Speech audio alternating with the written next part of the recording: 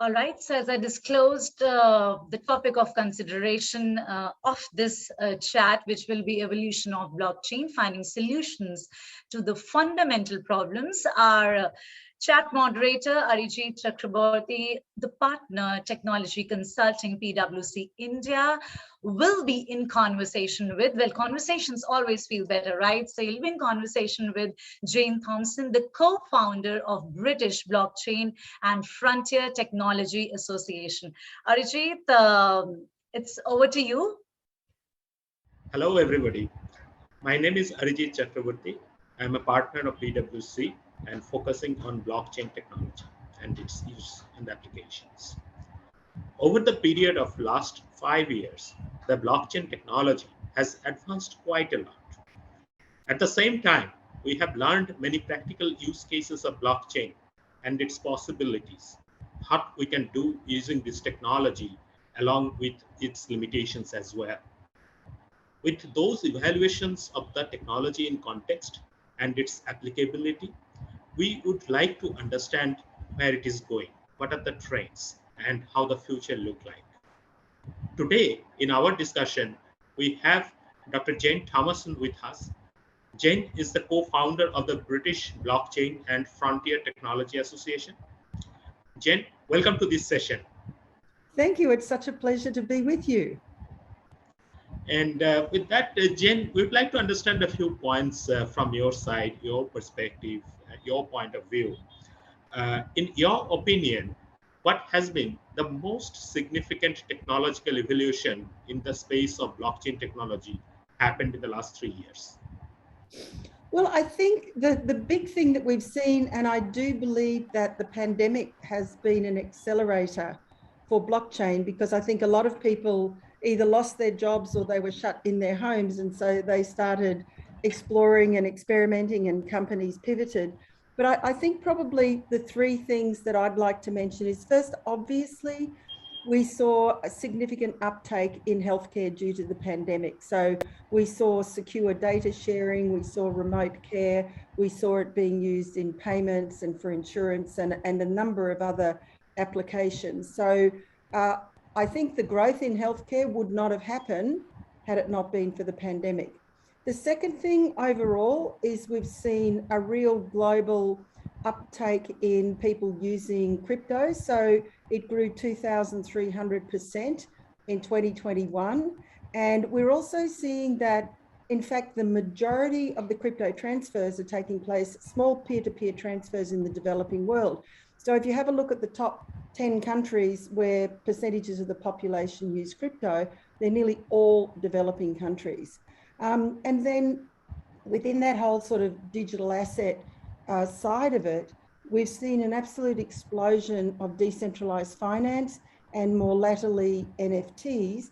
And I think from a technological advancement point of view, the other thing I want to mention is that, you know, probably in 2018, 2017, you'd be forgiven for thinking that Ethereum was the only platform, a blockchain protocol that you could build on. But of course, there's been a number of other platforms that are known as Ethereum killers developing, like Polygon, which is actually out of India, Avalanche, Cardano, Solana, and several others, which are trying to overcome some of the challenges that Ethereum's had, including the cost of gas, the transaction time, and the scalability.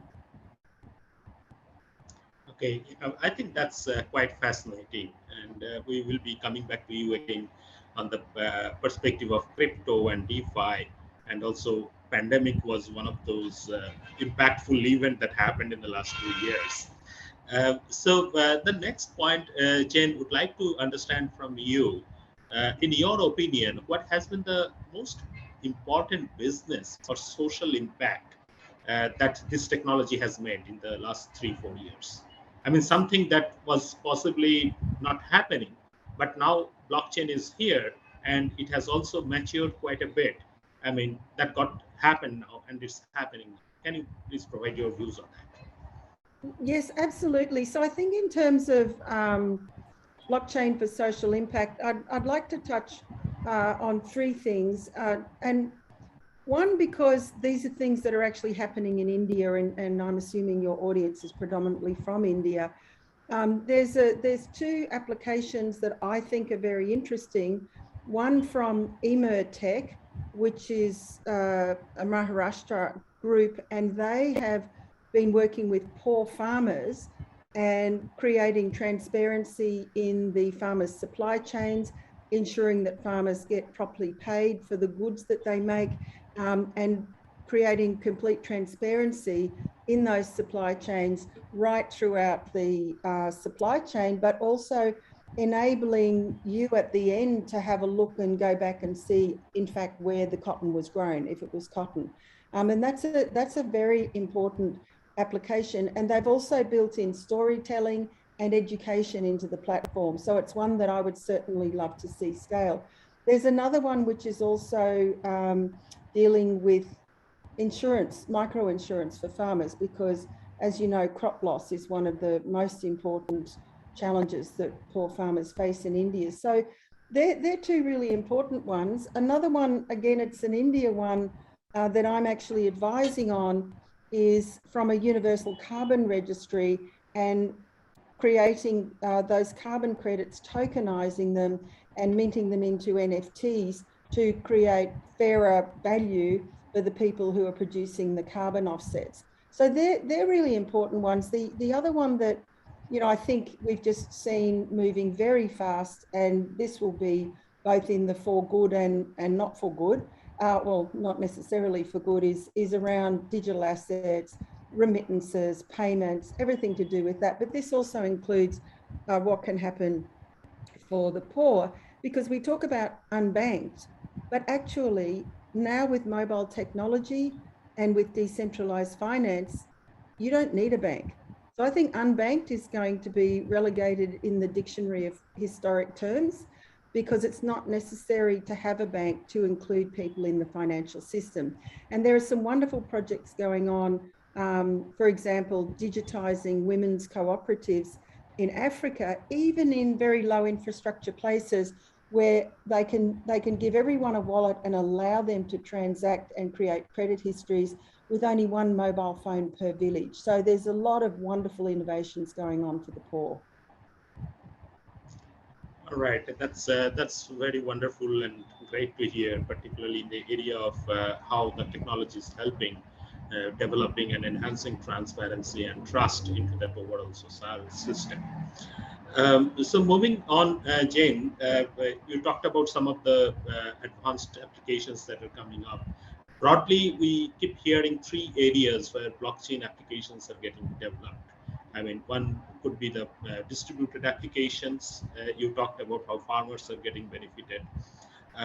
Then there are distributed finance, and of course, I mean, today crypto is a very big hype. Everybody's talking about it. So if we just look fast forward, I mean, 3 years from now, I mean, how do you think these three areas are going to evolve in the future? Well, I think the big impact is going to be on the whole financial system. And there's a very excellent book that I can recommend to you by Professor Cam Harvey from Duke University in the USA, and it's called DeFi and the Future of Finance.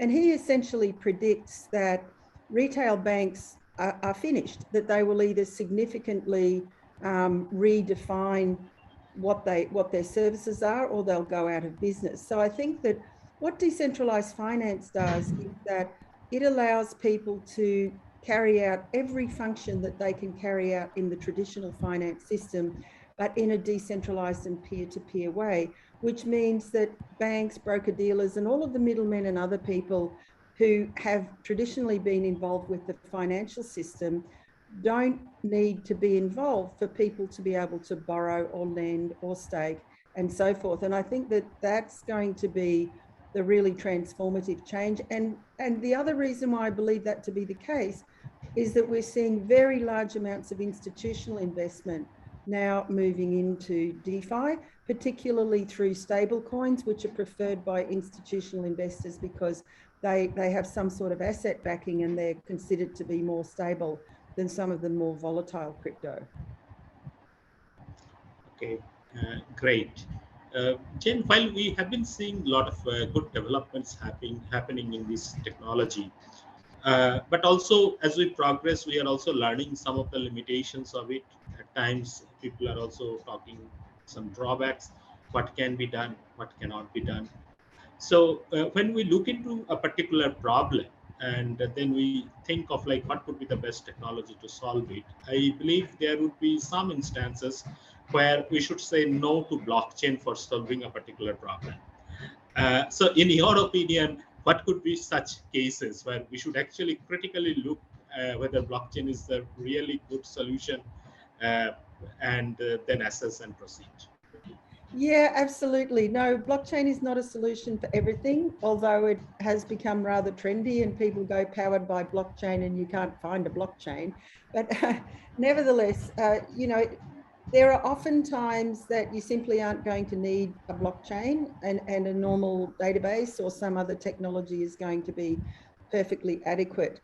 I think that the main points about when you might use a blockchain is when you have a very, very large network with many, many users where people don't trust each other, because I think people often call blockchain the trust machine or a trustless system because it enables participants in a network who don't trust each other to feel that the network is secure. And you need high degree of security and you need, one of the other things about blockchain which makes it so attractive for things like clinical trials, for example, is that nothing can get onto the chain unless it's verified by a majority of the nodes in the network, and then it's timestamped and then it can't be changed. So it's called immutable, which means that if you're putting important steps, for example, in a clinical trial up, no one can go back and manipulate that or change the results. So they're the sorts of things that people might use a blockchain for. As I mentioned earlier, there's still challenges in terms of the numbers of transactions that go through.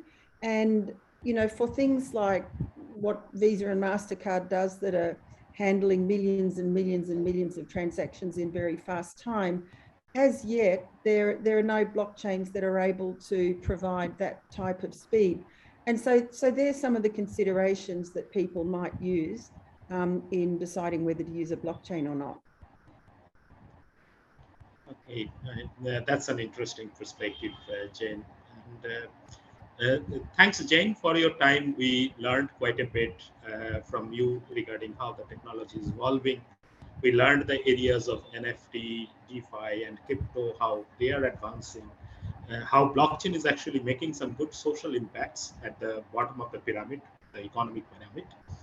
And of course, I mean, the fundamental remains the same, like how the technology can be best used for building transparency and building trust into the overall system. So with that, we have come to the conclusion of this session. Thank you everyone for watching this.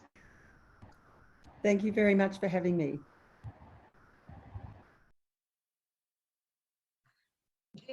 It's been a delight to be hosting you, and thank you for being so giving in terms of sharing your expertise, Arijit and Jane. I have to thank both of you actually for the simplified talks, I should say, and this definitely ensures that the concept doesn't get baffling for us. It is still baffling for a lot of us. So I think the summit is just doing its right job by bringing on board experts such as you and simplifying it for us. Thank you very much. Ladies and gentlemen, very quickly, because my speakers are waiting backstage, our next chat, this is going to be sector focused, a fireside chat coming up on the test of time. Now, here's where our experts will experiment with blockchain and the challenges faced specifically by the BFSI industry with its implementation bit as well. Well, what I want all of you to do right now is chat with your fellow attendees in the networking lounge. You've got a bit of breather over here, so just feel free to explore the experiential elements at this virtual congregation. We'll be right back.